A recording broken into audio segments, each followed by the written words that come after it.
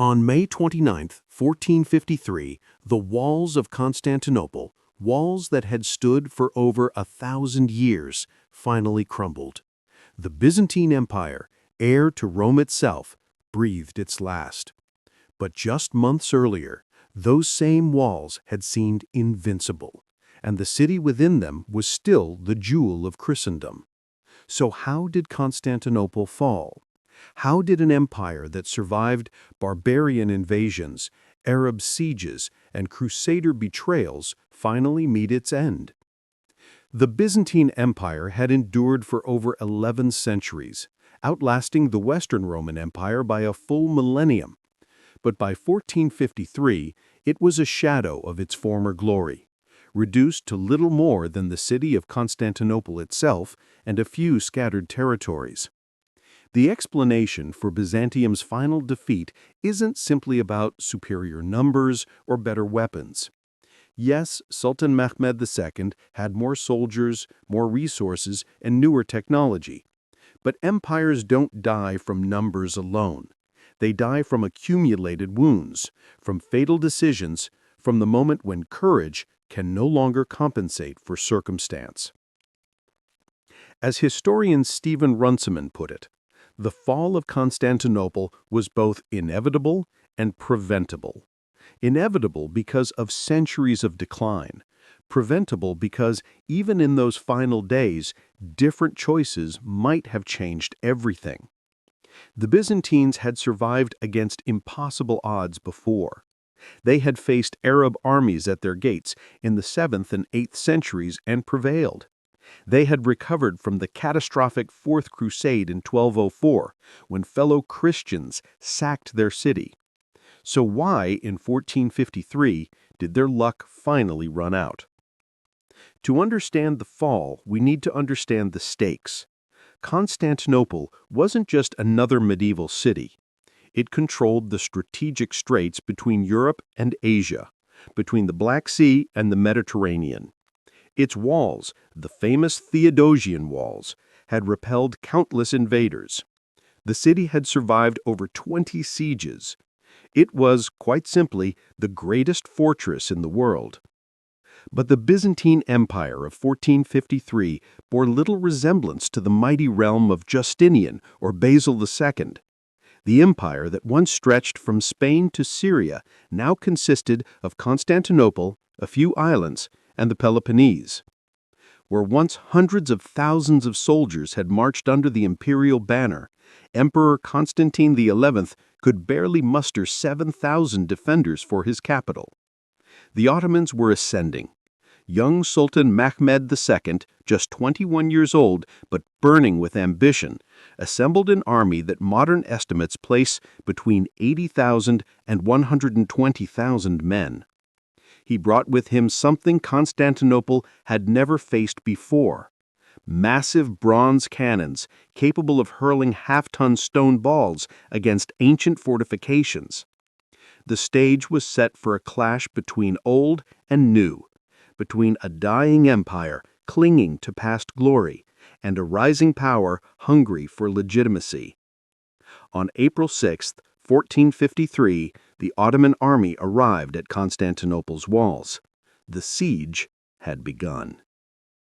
Emperor Constantine XI was no fool. He knew what was coming. In the months before, he had desperately sought help from the Christian West.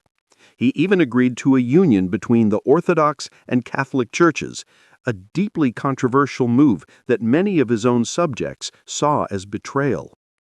But help from the West was slow in coming. Venice and Genoa, the great maritime powers, sent token forces. The Pope promised aid that never materialized. The kingdoms of Europe, exhausted from the 100 Years' War and their own internal conflicts, largely ignored Byzantium's pleas. The Byzantines made critical decisions in those final years, some wise, some catastrophic.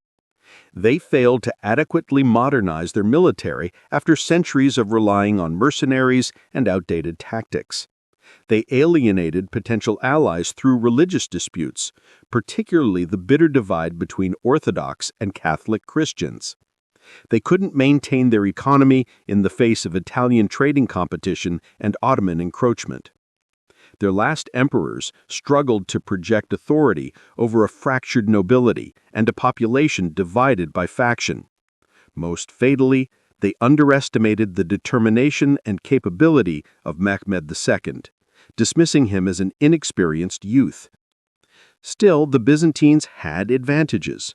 Those magnificent walls had never been breached by force. The defenders included some of the finest soldiers in Europe: the emperor's personal guard, Genoese mercenaries led by Giovanni Giustiniani, and thousands of citizens willing to die for their city. The city's position on a peninsula meant attackers could only approach from one direction on land. The Golden Horn, an inlet on the north side, was protected by a massive chain boom that prevented enemy ships from entering. And Byzantine fire, the legendary Greek fire, remained a feared weapon. The Ottomans had numerical superiority and those terrifying cannons, but sieges were never certain. Walls could hold, attackers could exhaust themselves, disease could ravage an army camp, weather could intervene. For 53 days, Constantinople defied the Ottoman onslaught. Mehmed's master engineer, Urban, ironically a Hungarian Christian who had first offered his services to the Byzantines before they rejected him for lack of funds, had cast the largest cannon ever built. The massive gun, over 26 feet long, required 60 oxen to transport and a crew of hundreds to operate. When it fired, witnesses said the sound could be heard for miles. The ground shook, and the ancient stones of the Theodosian walls began to crack. But cannons alone couldn't win the siege. Each time the massive gun fired, it required hours to cool and reload. Meanwhile, the defenders worked through the nights, desperately repairing breaches with wooden palisades and barrels of earth. Giovanni Giustiniani, the Genoese condottieri, proved invaluable. Wherever the walls were weakest, wherever the Ottoman assault was strongest, Giustiniani appeared with reinforcements. His tactical genius and personal courage inspired the outnumbered defenders to feats of desperate heroism. A Byzantine chronicle recorded one defender's words: "We stand not just for Constantinople, but for all of Christendom. If these walls fall, if this city falls, the light of civilization dims. We are the last Romans, and we will show them what Romans can do." The Ottomans launched assault after assault. Each time they were repelled with heavy losses. Ottoman soldiers filled the defensive moat with earth and fascines, only to watch defenders emerge and drive them back. Scaling ladders rose against the walls, only to be pushed away or burned. Mehmed tried a different approach. If he couldn't breach the walls by force, perhaps he could bypass them. His engineers devised an audacious plan. They would transport ships overland, around the chain boom, and launch them into the Golden Horn behind the city's defenses. On the night of April 22nd, the Ottomans achieved the impossible. 70 ships were dragged over greased logs up a hill and down into the Golden Horn, outflanking the Byzantine defenses. The defenders awoke to find enemy vessels behind their protective chain. Constantine XI ordered an immediate counterattack by sea, but it failed miserably. Now the Byzantines had to defend an even longer stretch of walls with even fewer men. Yet still, Constantinople held. As May arrived, both sides were exhausted. Ottoman soldiers had suffered terrible casualties in repeated assaults. The defenders were stretched to their breaking point, manning walls day and night with no respite. Mehmed had pressure from his own advisors. Some urged him to abandon the siege before the West finally sent relief forces. Others worried about disease, logistics, and the massive expense of maintaining such a large army. But Mehmed was determined. He had staked his entire reputation on taking Constantinople. To fail would invite rebellion and ridicule. He ordered one final, massive assault. On May 28th, Mehmed addressed his army. He promised them 3 days of plunder if they took the city, a violation of traditional rules, but a powerful incentive.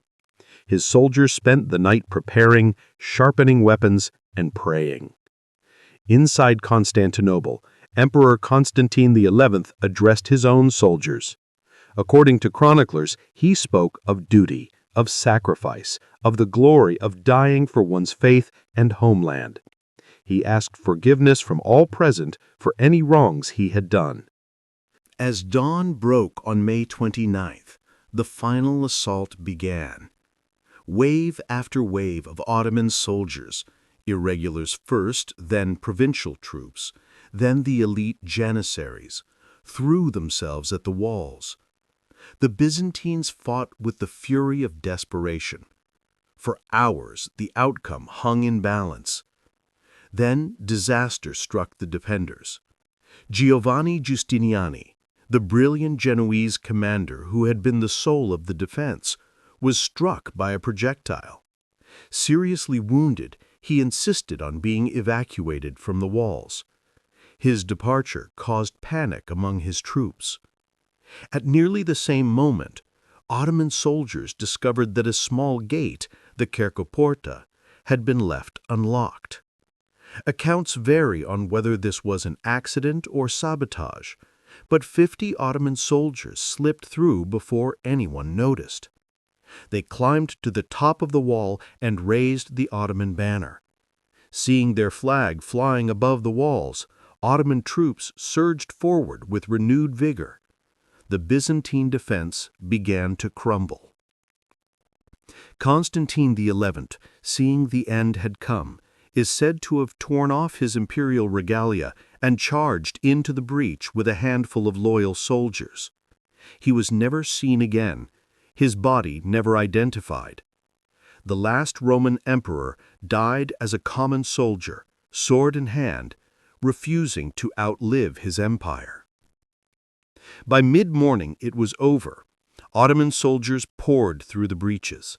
The sack of Constantinople had begun. For 3 days, Mehmed allowed his soldiers to plunder the city as promised.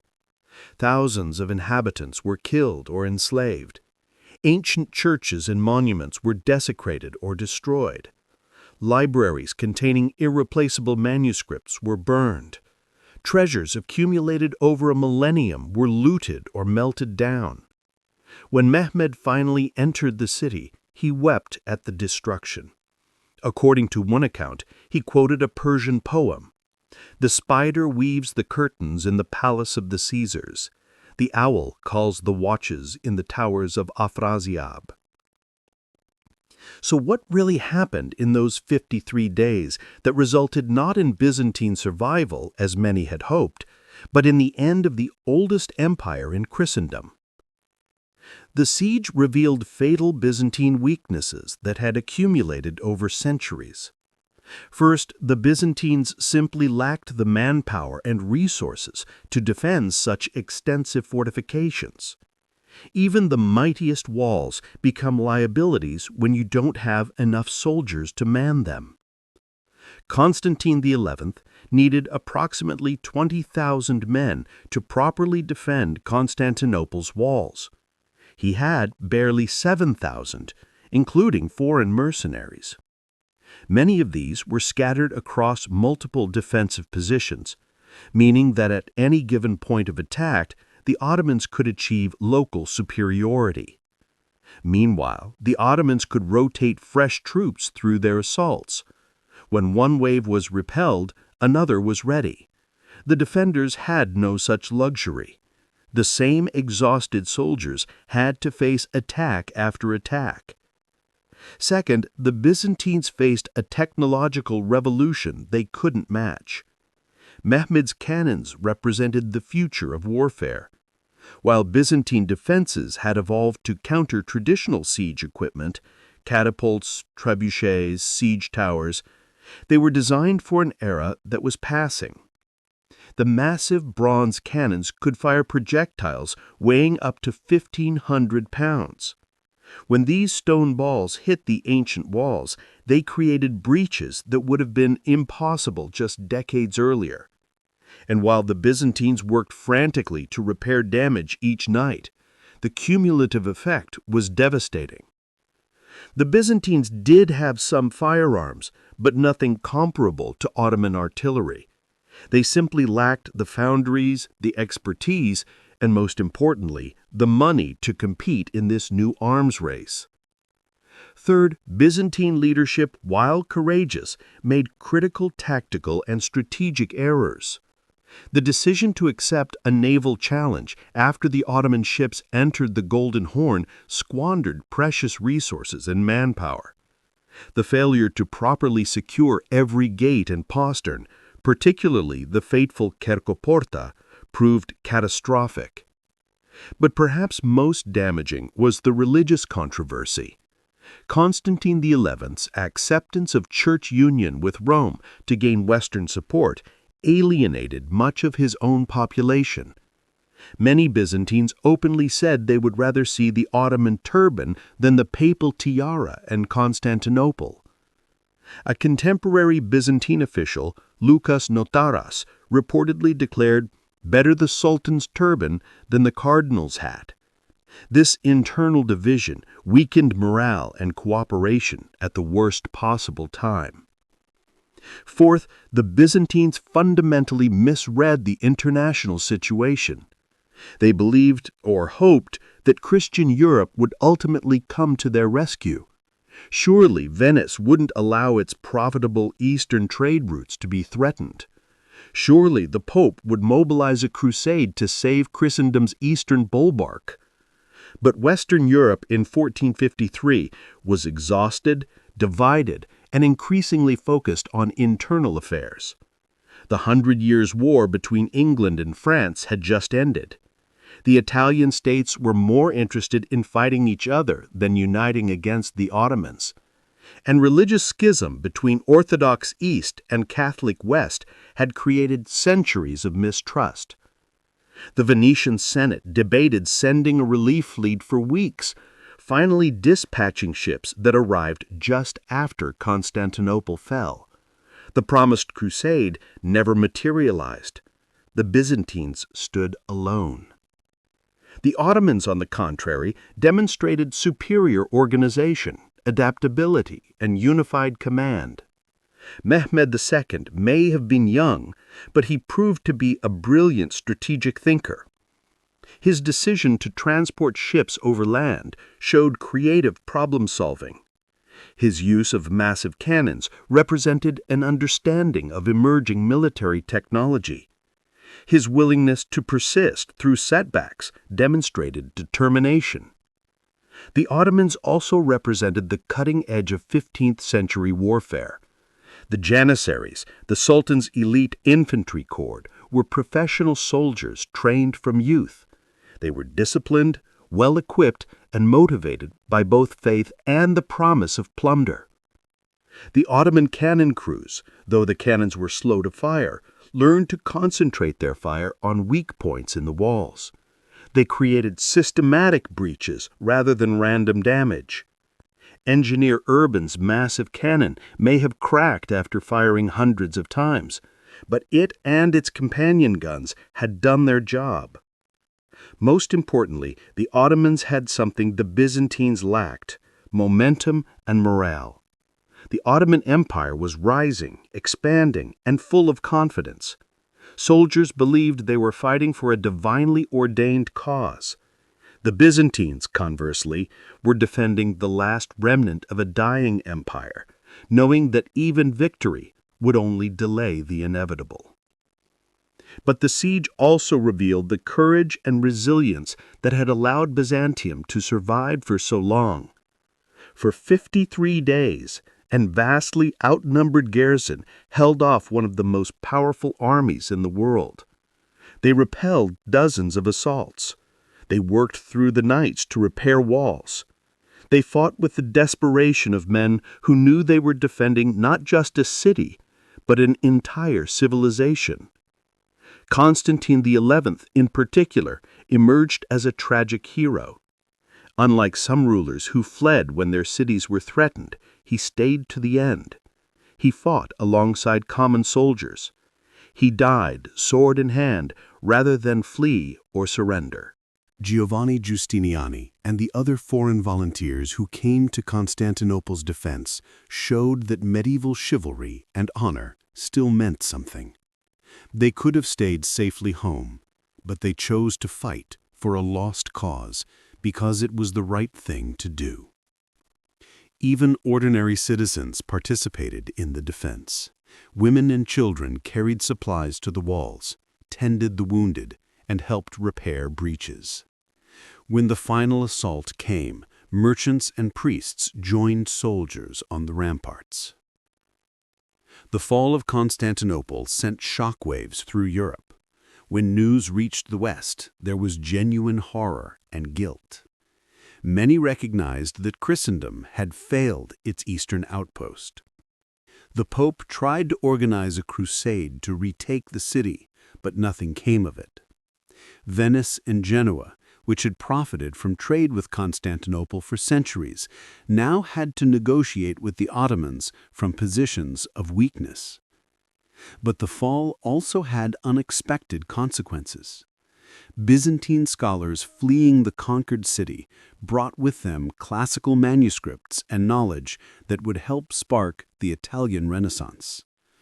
The traditional overland trade routes that now ran through Ottoman territory became more expensive and dangerous, encouraging European exploration of sea routes to Asia, ultimately leading to the Age of Discovery.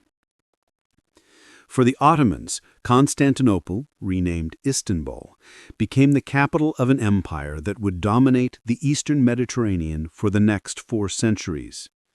Mehmed II had achieved what generations of Muslim rulers had dreamed of since the days of the Prophet. He had conquered the city that had resisted Arab sieges for centuries. Mehmed famously repaired the city, repopulated it with Muslims, Christians, and Jews, and transformed it into a truly imperial capital. The great church of Hagia Sophia became a mosque, but was also preserved as an architectural wonder. Istanbul would become one of the greatest cities in the world under Ottoman rule. Yet historians still debate whether the Byzantine Empire might have survived if different choices had been made. What if Constantine XI had received adequate Western support? What if the Kerka Gate had remained locked? What if Giustiniani hadn't been wounded at the crucial moment? What if the Byzantines had accepted Ottoman vassal status years earlier, preserving their city, even if not their independence? These questions haunted contemporaries and continue to fascinate historians. The reality is that by 1453, Byzantium had been living on borrowed time for decades, perhaps centuries. The Fourth Crusade in 1204 had dealt a wound from which the empire never truly recovered. The rise of the Ottoman Turks, combined with the expansion of Italian maritime power, had systematically stripped away Byzantine territories and trade. The Black Death in the 13th century had devastated the empire's population and economy. Constantinople in 1453 was a magnificent city, but it was surrounded by Ottoman territory, cut off from resources, and dependent on foreign mercenaries for defense. Even if Mehmed had failed in 1453, another Ottoman sultan would have tried again and again. Eventually, the outcome was inevitable. As historian Donald Nicol wrote, "The Byzantine Empire died not with a bang, but with a whimper, a long, drawn-out whimper that lasted for 2 centuries. The fall of Constantinople was simply the final note in a funeral dirge that had been playing since 1204. Still, those 53 days of desperate resistance mean something.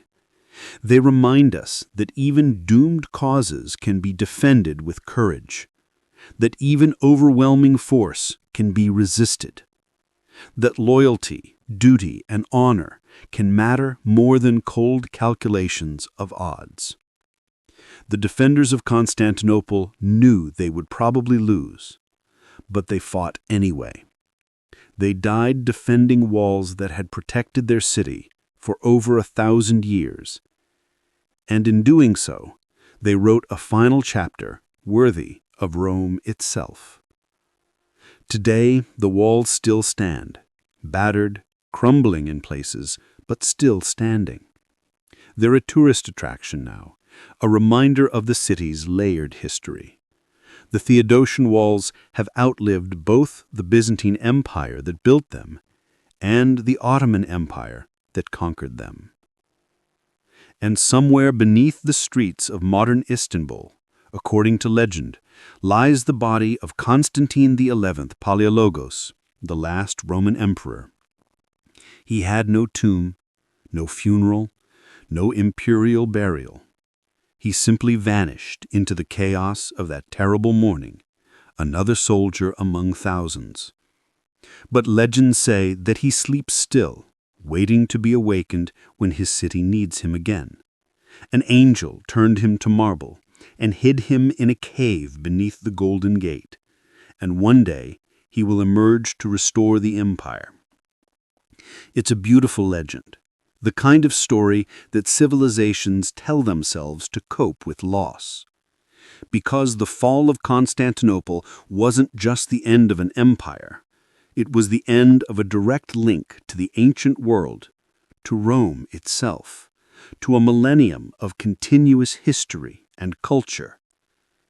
When those walls finally fell on May 29, 1453, something irreplaceable was lost.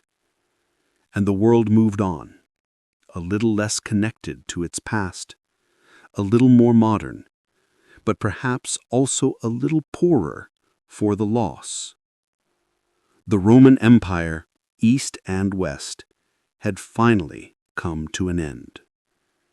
Not with the glory of Trajan or the power of Constantine the Great, but with a handful of soldiers fighting desperately in the breach, with an emperor who died with a sword in his hand, and with walls that had stood for over 1,000 years finally crumbling under the weight of a new age.